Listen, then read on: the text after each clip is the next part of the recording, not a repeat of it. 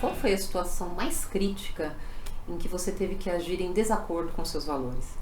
Bem, foi numa empresa que eu trabalhei há algum tempo atrás, onde eu não tinha os meus valores respeitados. Eu não conseguia agir de acordo com os meus valores morais, inclusive as minhas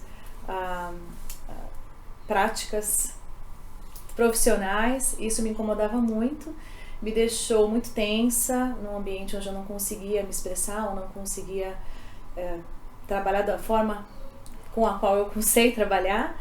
E foi lá que eu aprendi, amadureci muito. Aprendi que a gente não precisa ficar num lugar onde a gente não se pertence, onde nós não nos sentimos felizes, e nós temos todo o direito de procurar lugares onde a gente se sinta melhor e de acordo com os seus valores. Se você precisa trabalhar num ambiente onde você se sinta bem, se o ambiente de trabalho é o mais importante, que seja. Então a gente tem que se respeitar acima de tudo e tendo muita humildade e respeito pelas pessoas.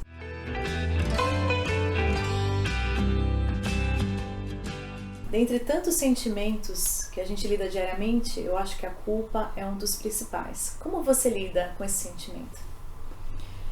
A culpa, na minha opinião, como mulher, a impressão que me passa é que a gente se apropria mais da culpa que o homem. E isso em todos os sentidos. Quando eu penso em todos os papéis que a gente representa, como executiva, como mãe, como filha, a culpa sempre nos acompanha. A gente pode ser a melhor executiva do mercado, a gente inconscientemente está o tempo inteiro se desculpando pelo que a gente fez de errado, ao invés de destacar o que a gente faz de correto. A gente tenta ser a melhor mãe e a gente fica culpada quando a gente está exausto, quando a gente perde a paciência. E inclusive falando em ser mãe, até quando a gente escolhe o tipo de parto, né? Se a gente tem cesárea porque a gente acha mais confortável, porque foi recomendado pelo médico, a gente se sente culpada porque a gente não pariu na beira do rio, que nem a Índia, sem anestesia, e acha que vai fazer algum mal pro bebê. Então, no final das contas, eu acho que a mulher se apropria da culpa e passa a vida inteira buscando uma perfeição inexistente, e isso não acontece no mundo dos homens. E na minha opinião, a gente só vai conseguir resolver isso com muita terapia, até a gente descobrir que no final das contas a gente é só humana.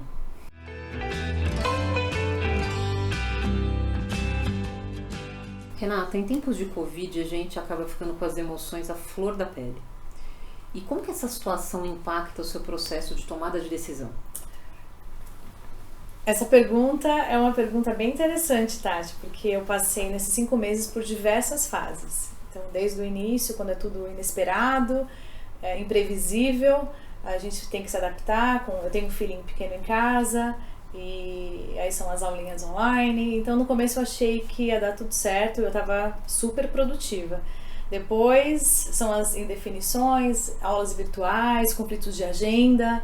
E aí quando você vê, você tem que estar 24/7, porque você está na sua casa, você não sai mais, você não tem o seu escritório, você tem que estar ali lidando com comida, com casa, com criança, com reunião. E foi bem complicado.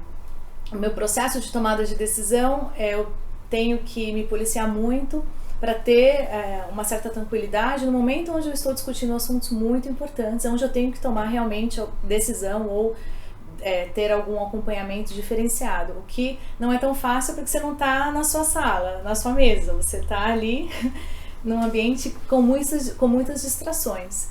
Então isso para mim é um pouco complicado, mas eu tento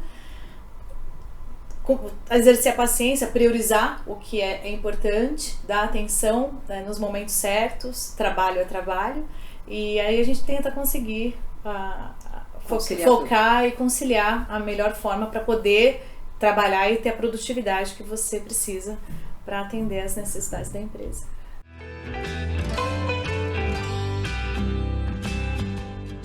Muito se fala sobre inteligência emocional nos dias de hoje. Você consegue trazer uma situação onde ela foi fundamental para você? Olha, pensando em inteligência emocional, tem uma situação que me marcou bastante. Teve uma empresa que eu trabalhei que ela acabou entrando num processo de RJ, né, de recuperação judicial. E aí você começa a ter que tomar decisões muito difíceis porque você fica sem crédito nos bancos, né? É uma situação financeiramente bastante desafiadora. E quando a empresa entrou nessa situação, eu estava já sem CFO. Então eu fiquei como CFO interina, respondendo para os donos da empresa. E nesse momento, a minha principal responsabilidade era fazer o caixa render o máximo possível até a gente sair daquela situação. Então toda decisão de pagamento, ela acabou sendo que ser tomada de forma colegiada. Só que todas as pessoas que faziam parte desse grupo que decidia comigo eram diretores e eram homens. E aí estava lá eu, uma gerente sênior, como CFO interina, tendo que dizer para eles o que seria pago ou não. Então a inteligência emocional nesse momento ela teve que ser usada para entender a emoção do outro. Então eu tinha diretores que davam porrada na mesa, que berrava, paga o que você quiser, o dinheiro é seu, quem é essa menina? Para decidir o que vai ser pago. E aí a inteligência emocional nesse momento foi, em todas as situações, manter calma, não perder a paciência, esperar ali passar aquele momento mais tenso e chamar todos de volta para a terra e falar, gente, independente do show pirotécnico, a gente precisa voltar para a tomada de decisão, né? Não podíamos sair da sala sem decidir o que seria pago. E foi uma decisão muito acertada, porque com o tempo eu ganhei o respeito desses diretores, que viam que assim, berrar ou perder a paciência não resolveria, porque não me afetava, eu estava ali com o meu objetivo de cuidar do caixa da empresa. E no final das contas eu consegui esticar esse caixa por pelo menos mais 6 meses, então valeu muito a pena. É difícil o não, né? A reação do outro ao nosso não e como a gente tem que lidar para que as pessoas entendam que esse não é importante e fundamental para aquele momento, principalmente quando a gente fala de finanças, e saúde financeira, saúde de caixa. O não é algo que a gente tem que administrar no outro e como a gente faz para que eles se comprem e se convençam disso. E vocês, pessoal, contem pra gente como vocês lidam com as suas emoções, trabalhando nessa área tão complexa como a área financeira, nesse momento tão conturbado que a gente está vivendo.